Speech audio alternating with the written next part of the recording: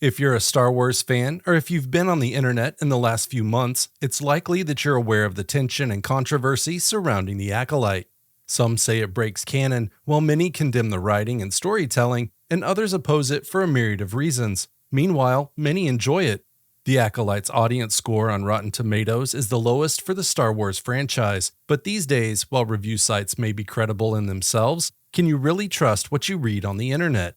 But I'm not here to discuss all these varied points. I want to look at one specific moment in the Acolyte Season 1 finale. So this is your spoiler warning. If you haven't seen Episode 8, you might want to give it a watch before continuing this video. Today, I want to dive into Sith Kyber Gate and talk about bleeding Kyber Crystals.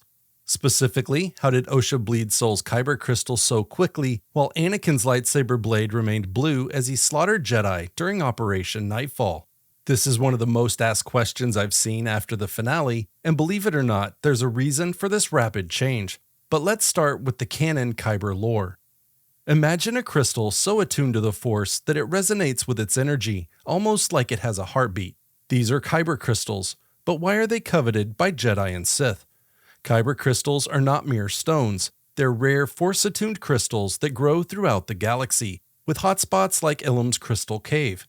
Unlike any other material, Kyber Crystals concentrate energy in a unique way through the Force, resonating with it and exhibiting a collective consciousness that borders on sentience.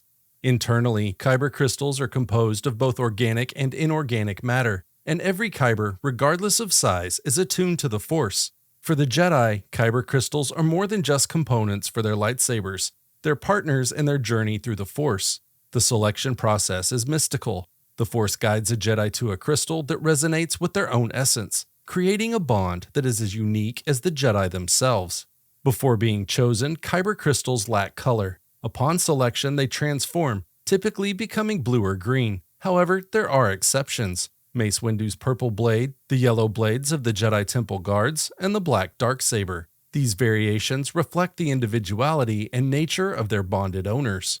Kyber Crystals naturally resist those who wield the dark side of the Force. The Sith cannot simply attune to a Kyber Crystal, they must dominate it, bending it to their will through the dark side.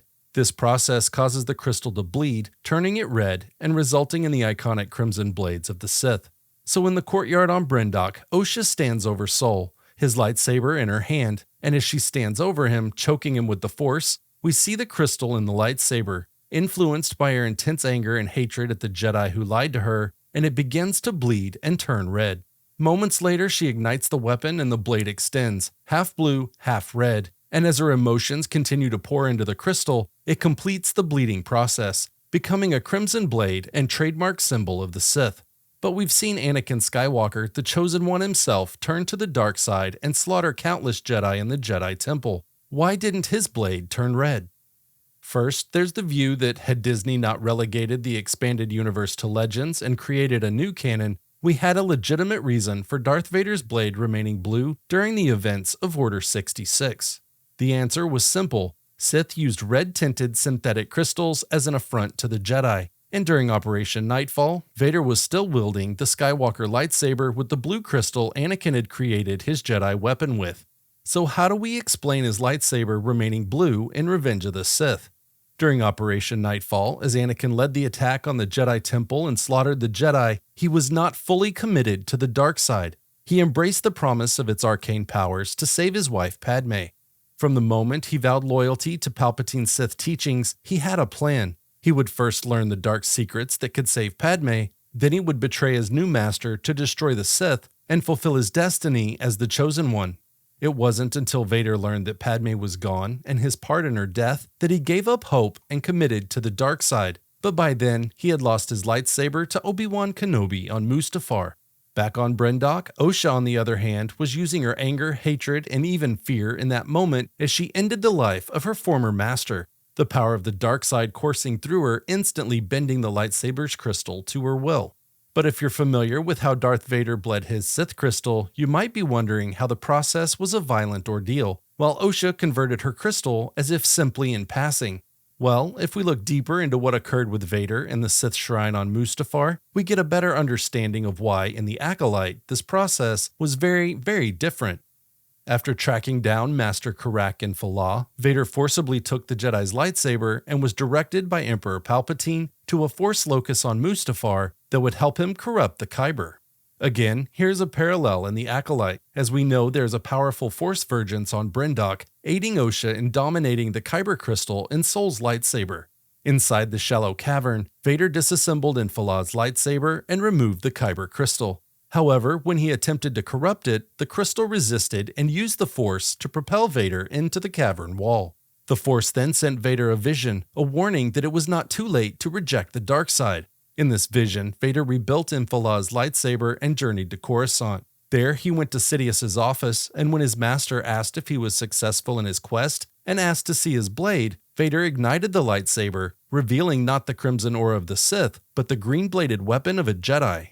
Seeing Vader's, now Anakin's, confidence in his decision, Palpatine ignited his own blade, and much like he struck at Mace Windu and the Jedi just days before, the Emperor spun through the air and engaged his apprentice.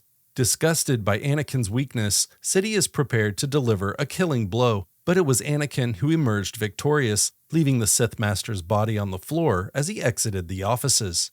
The Force then transported Anakin to Obi-Wan Kenobi, revealing that even though his former master was prepared to strike down Anakin's cyborg body, all Anakin needed to do was show the Jedi honest remorse, and all would be forgiven. Just as suddenly as the vision appeared, Vader was back in the Sith Shrine on Mustafar, and this time he had a choice. It was not too late to turn from the dark and back to the light. But Vader refused, accepting that his recent actions only allowed him life as a Sith. Grabbing the Kyber, Vader injected every ounce of his self-hatred and pain into the crystal, overpowering the inherent light side of the Force that filled the Kyber.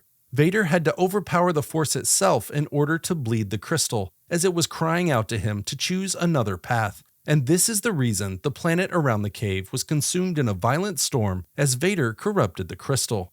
While Osha likewise chose this same dark path, the Force itself was not opposing her decisions, and as a result, there was no display of power or storm when Soul's Kyber was corrupted. It may appear on the surface that Osha and May were created in the Force just like Anakin. However, this is not entirely accurate. The Witches of Bryndock used a Force Vergence to create life. Anakin Skywalker was created by the Force for a very different reason and very different purpose, making him a living Force Vergence. Regardless of your opinion on the Acolyte, like all other Star Wars content, it has given us new and updated aspects of Star Wars lore. Some you may see as good, some you may see as not so good, but I really enjoyed this expanded look into Kyber Crystals and the process of Sith bleeding them. If you enjoyed this video, make sure to like and subscribe, and I look forward to seeing your thoughts on Kyber lore and the Acolyte in the comments. Until next time, trust in the Force.